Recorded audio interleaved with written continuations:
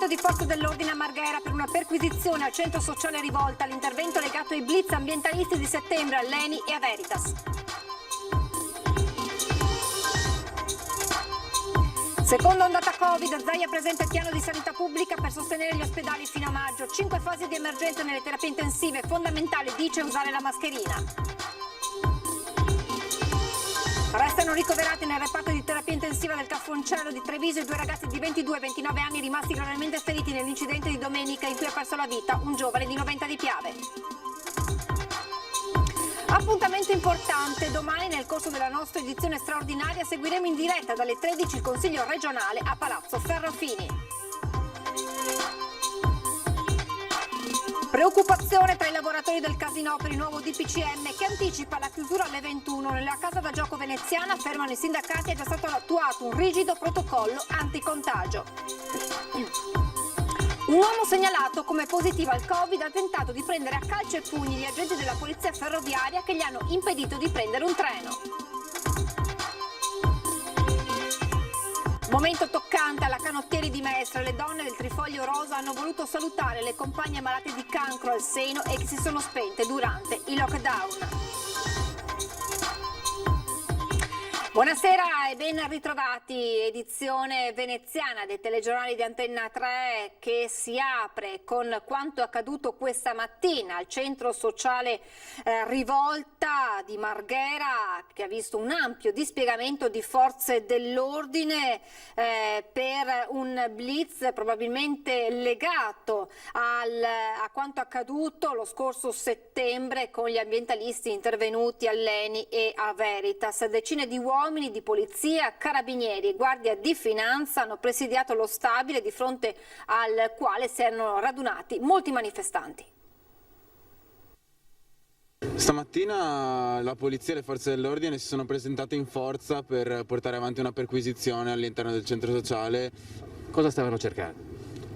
Questo dovreste chiederlo a loro. Il blitz scatta alle prime luci del mattino. Almeno 7 camionette e diverse decine di uomini, tra polizia, carabinieri e guardia di finanza, procedono ad una perquisizione del centro sociale Rivolta di Marghera. Un'azione che gli attivisti associano immediatamente a 2 iniziative condotte a settembre durante il Venice Climate Camp, una 4 giorni ambientalista ospitata proprio a Rivolta. 2 azioni che sono andate ad attaccare in un primo momento Veritas, dove dovrebbe sorgere il nuovo inceneritore, e successivamente, dopo il Climate Meeting, dove è nata la rete Rise Up for Climate Justice, è andata a sanzionare la bioraffineria dell'Eni. Durante questo raid all'Eni è stato portato via qualcosa? No, assolutamente no, si era trattata di un'iniziativa, di una pratica dell'obiettivo per cui si era entrati e si era fatto appunto quello che viene definito un sanzionamento, quindi script e niente di più. Al momento d'arrivo delle forze dell'ordine a Rivolta non c'era nessuno, ma la voce di ciò che stava accadendo si è sparsa immediatamente e il piazzale davanti all'ingresso dello stabile si è subito riempito. Le forze dell'ordine in assetto antisommossa continuano a presidiare il centro sociale Rivolta. Vedete che ci sono anche diversi attivisti del Rivolta, ma la situazione è assolutamente tranquilla. L'uscita di un furgoncino che dà agli attivisti l'impressione di trasportare qualcosa di sequestrato dal centro suscita qualche coro ironico, ma tutto si svolge in perfetta calma. Alle 11 agenti e militari iniziano a risalire su volanti, gazzelle e cellulari. Le porte del Rivolta si riaprono e il complesso torna a essere a disposizione dei suoi abituali frequentatori. Non si possono fare, lo diranno i nostri avvocati nelle prossime ore, non si possono fare perquisizioni senza la presenza dei responsabili, senza la presenza dei legali. Sono entrati, hanno sfondato le porte senza la presenza dei responsabili. Questa è una cosa molto molto grave. Sono stati sequestrati un po' di vernici, un po' di striscioni, qualche manico di rastrello. Questo di oggi non è un atto dovuto come qualcuno dirà domani, ma è invece un attacco politico importante. Contemporaneamente a Rivolta è stata effettuata anche una seconda perquisizione in una ditta di via dell'elettricità. Se puntare il dito contro chi inquina questo pianeta, affama le persone e crea danni incalcolabili, è quello che ci vogliono impedire, beh, noi da oggi lo rifaremo e lo rifaremo anche più forte di prima.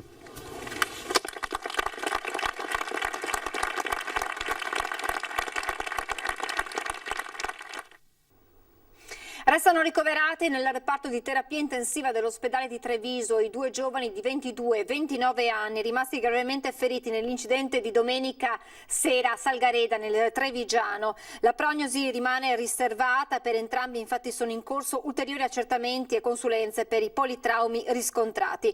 Nello schianto della BMW che vedete nelle immagini, uscita di strada in via Pizzocchera, è finita in un fossato, aveva perso la vita Nicolò Minello, 22enne di 90 di Piave.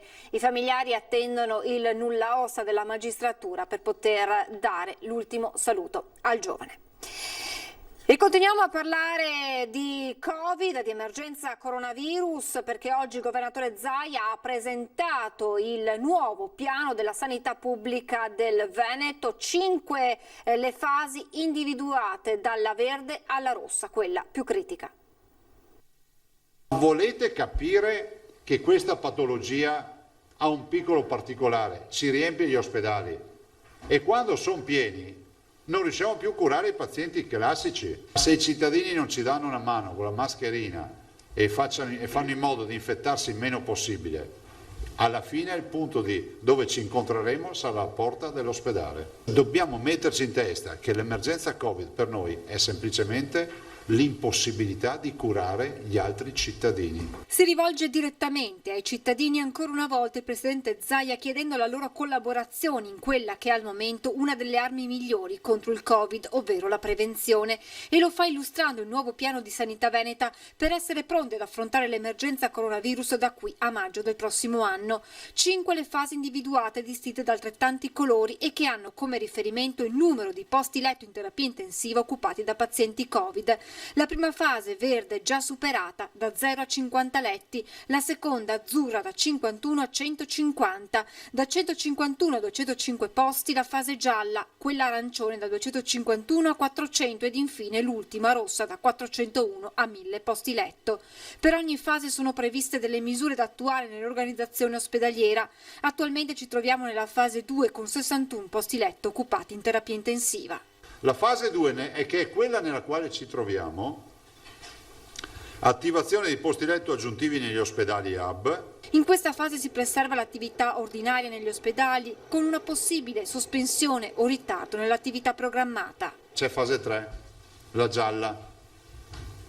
Si attivano i Covid hospital, si preserva l'attività ordinaria in ospedali SPOC e hub, si preserva l'attività ordinaria in emergenza in hub, riduzione di attività ordinaria in Covid hospital. La quinta fase dice, quindi sopra i 400 in terapia intensiva, sospensione attività ordinaria degli hub. Cioè gli ospedali si occupano solo dei Covid. Sono stati individuati 5 indicatori di rischio per quanto riguarda le terapie intensive e le aree non critiche, queste calcolate con un rapporto di 6 a 1 sulle intensive. Il piano regionale potrà essere rimodulato per ogni singola provincia. Il piano sanitario, ha precisato Zaia, non prevede la costruzione di nuovi ospedali, ma di poter arrivare a 1000 posti di terapia intensiva, 200 già pronti ad essere attivati. Ma 1000, ha ricordato il governatore, rappresenta un punto di non ritorno. A 1000 posti letto di terapia intensiva noi siamo al collasso totale. Cioè vuol dire che tutta la sanità del Veneto si occupa delle 1000 persone in terapia intensiva. Se ne avessimo 600, gli ospedali, cari veneti, non lavoreranno più per l'attività ordinaria ma solo per i Covid. Questo è da sapere. E io la paralisi degli ospedali non la voglio. E mentre la vicina Lombardia attua il coprifuoco, in Veneto al momento misure simili sembrano escluse. Non c'è nessuno all'orizzonte, insomma, pensiero di lockdown, di cose di questo tipo oggi. Un appuntamento importante per domani nel corso della nostra consueta diretta, infatti seguiremo dalle 13 il Consiglio regionale a Palazzo Ferrofini con il programma di governo da parte della nuova giunta del Presidente Zaia, seguito poi dalle dichiarazioni dei gruppi di opposizione. Antena 3 seguirà tutto il dibattito in diretta, sempre a Palazzo Ferrofini, e poi previsto un aggiornamento della situazione Covid da parte del governatore. Al momento, l'avete sentito dalle parole dell'assessore Lanzarin, non è previsto nessun coprifuoco o lockdown in Veneto, coprifuoco invece adottato dalla Regione Lombardia e da venerdì anche dalla Campania. E proprio questo vi chiediamo nel sondaggio che vi presentiamo questa sera. Coprifuoco alle 23, meglio anche in Veneto? Se secondo voi è bene adottarlo anche nella nostra regione, il numero da comporre è lo 0422 1626 691. Se invece la risposta per voi è no, il numero da fare è lo 0422 1626 690. La chiamata è gratuita. L'esito del sondaggio questa sera nel corso di Ring in diretta dalle 21:15 su Antenna 3. E preoccupazione tra i lavoratori del Casinò per il nuovo DPCM che anticipa la chiusura alle 21. Nella casa da gioco veneziana, affermano però i sindacati, è già stato attuato un rigido protocollo anticontagio. Con la seconda ondata di coronavirus, il Casinò chiude alle 9 di sera, più o meno all'orario in cui ci si aspetterebbe aprisse. Eppure, tra le prescrizioni del nuovo DPCM per limitare il rischio contagio, c'è proprio una robusta restrizione degli orari d'attività delle case da gioco. Un provvedimento che piace poco ai diretti interessati. Il settore è in sofferenza dall'inizio della pandemia e soprattutto, affermano i sindacati, al Casinò di Venezia sono state adottate tutte le precauzioni possibili. Noi abbiamo clientela che gioca esclusivamente seduta, con plexiglass frontali e laterali, indossa le mascherine, ci sono tutte delle operazioni di sanificazione interna, ci sono dei livelli di sicurezza tali per cui non è proporzionale la limitazione sulla base della sicurezza che l'azienda ha messo in campo, spendendo ingenti risorse sia economiche che di impegno, per cui quello che noi chiediamo sia al governo sia al presidente Zaia è di derogare a questa chiusura alle 9 che evidentemente penalizza in modo drammatico gli incassi per l'azienda e di conseguenza la vita dei lavoratori. Dal 19 di giugno non si è registrato alcun caso di positività tra i dipendenti del Casinò. Ora la richiesta al governo e regione è di derogare la chiusura alle 9, un provvedimento che ridurrebbe in maniera drammatica l'attività delle case da gioco, mettendo a rischio il futuro di lavoratori che vivono già una situazione difficile. C'è il FIS, che è la cassa integrazione dei lavoratori dello spettacolo, che attualmente è in rotazione tra i dipendenti e che ovviamente verrà implementata dall'azienda sulla base di queste ulteriori limitazioni. Quante persone lavorano per il Casinò di Venezia? Attualmente sono 450 circa, più c'è il settore ristorazione che occupa poco più di 100 unità. Al sindacato lavoratori della comunicazione della CGIL non piace neanche il provvedimento che ha limitato a 200 i posti utilizzabili nei teatri. 200 ingressi massimi, ovviamente la capacità di resa di quelle aziende là è fortemente limitata.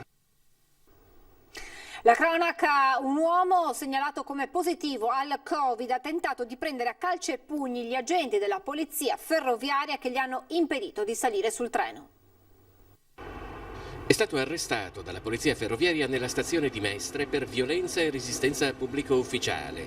Protagonista un 58enne segnalato come soggetto positivo al coronavirus, rintracciato nello scalo mestrino mentre attendeva un treno diretto a Verona.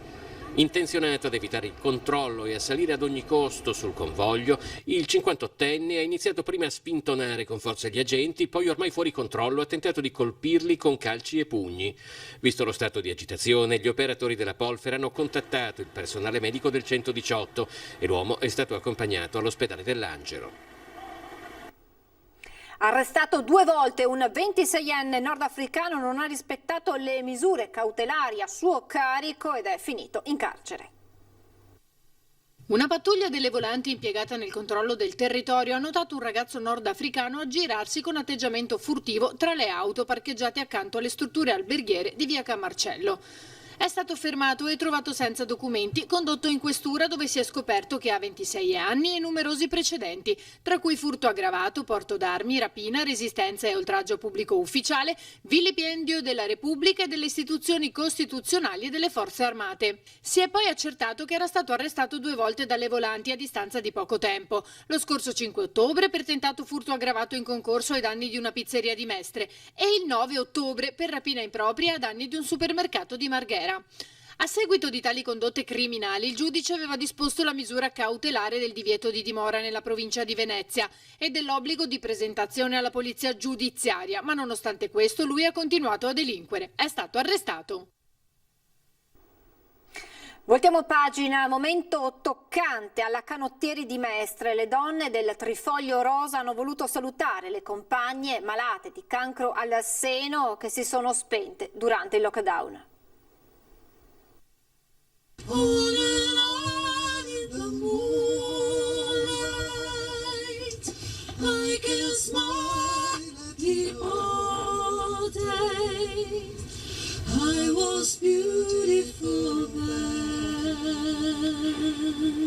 Con una commemorazione particolare, le donne del Trifoglio Rosa di Mestre, operate di tumore al seno e parte della squadra di Dragon Boat della Canottieri, hanno salutato le loro compagne che non ce l'hanno fatta e che se ne sono andate nel periodo del lockdown senza nemmeno un abbraccio.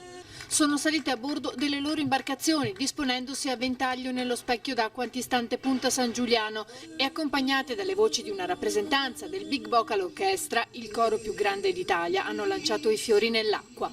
Uno per ogni donna.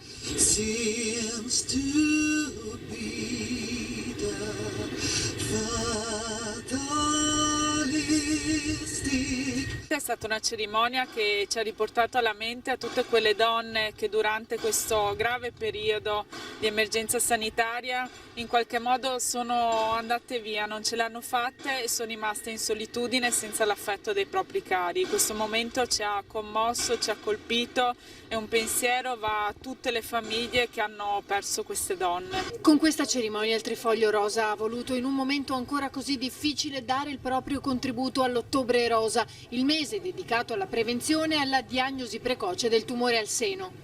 Io ritengo che sia fondamentale all'interno di questa pandemia che comunque ci condiziona non dimenticare che esistono altre patologie, esistono altri ammalati che hanno lo stesso diritto di essere seguiti, assistiti e curati. Il tumore al seno, nonostante le migliorie, i vantaggi che abbiamo avuto dall'introduzione di nuove tecniche esplorative e anche miglioramenti della parte tecnica, rimane la prima causa di morte. Le donne del Trifoglio vogliono testimoniare con la loro attività che dal tumore al seno si può guarire e che il Dragon Boat è lo sport ideale. È sintomatico come il Trifoglio cresca in maniera esponenziale, a dire che non solo c'è una consapevolezza della nuova vita anche dopo il tumore, ma soprattutto c'è la capacità delle donne di riprendere in mano la propria vita e di non vergognarsi di essersi ammalate, ma di sfidare loro stesse in quello che fino a quel momento non erano riuscite a prendere in considerazione. È tutto, vi ricordo questa sera alle 21:15 in diretta, nuova puntata di Ring, tanti i temi d'attualità con i numerosi ospiti in studio. Vi lascio le previsioni del tempo, grazie per averci seguito, buona serata.